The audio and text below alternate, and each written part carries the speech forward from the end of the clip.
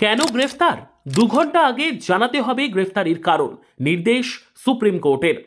Supreme কোর্টের যুগান্তকারী নির্দেশ, গ্রেফতারের কারণ জানাতে হবে ধৃতের ভাষায়, তাও আবার নির্দিষ্ট সময়ের মধ্যে।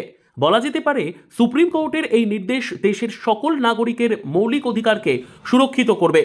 এখন থেকে কোনো ব্যক্তিকে গ্রেফতার করলে তার কারণ জানাতে পুলিশ বাধ্য। শুধু জানানোই নয়, এর জন্য সময়সীমাও বেঁধে দেওয়া হয়েছে। শীর্ষ আদালতের প্রধান বিচারপতি বি.আর. গভাই এবং বিচারপতি অগাস্টিন জর্জ মসিহ এর বেঞ্চ এই নির্দেশ দিয়েছে। গ্রেপ্তারের কারণ অবশ্যই ধৃত ব্যক্তি যে ভাষা বুঝতে পারেন সেই ভাষায় লিখিতভাবে জানাতে হবে। কোনো ব্যক্তিকে গ্রেপ্তারের পর আদালতের কাছে হাজির করার কমপক্ষে 2 ঘন্টা আগে লিখিতভাবে সেই গ্রেপ্তারের কারণ ধৃতকে জানাতে হবে।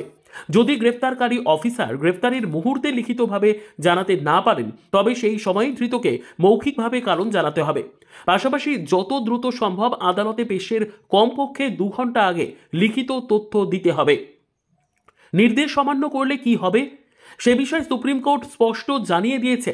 যদি আদালতে পেশের অন্তত 2 ঘন্টা আগে লিখিতভাবে গ্রেফতারির কারণ না জানানো হয়, তাহলে সেই গ্রেফতারি বেআইনি বলে চিহ্নিত হবে।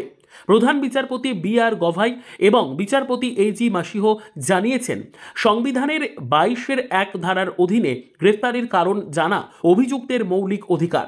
এই অধিকার সব ধরনের অপরাধের ক্ষেত্রে প্রযোজ্য।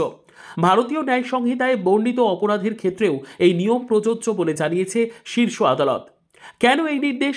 সুপ্রিম কোর্ট জানিয়েছে, কোনো অভিযুক্তকে গ্রেপ্তার করা হলে তার কারণ যদি ধৃতকে না জানানো হয়, তবে তা তার মৌলিক অধিকার অর্থাৎ ফান্ডামেন্টাল রাইট হরণের শামিল। এই অধিকার নিশ্চিত করতেই আদালত এই কঠোর অবস্থান নিয়েছে। মুম্বাইয়ের একটি হিট অ্যান্ড রান মামলার জের ধরে বৃহস্পতিবার এই নির্দেশ দেওয়া হয়। সাধারণ নাগরিকদের জন্য এর অর্থ হলো, এখন থেকে পুলিশ গ্রেপ্তার করলে আপনার আইনি অধিকার রয়েছে যে গ্রেপ্তারির 2 ঘন্টার মধ্যে আপনার বোধগম্য ভাষায় আপনার গ্রেপ্তারির কারণ লিখিতভাবে জানাতে বাধ্য থাকবে। Bureau report, digital news Bangla.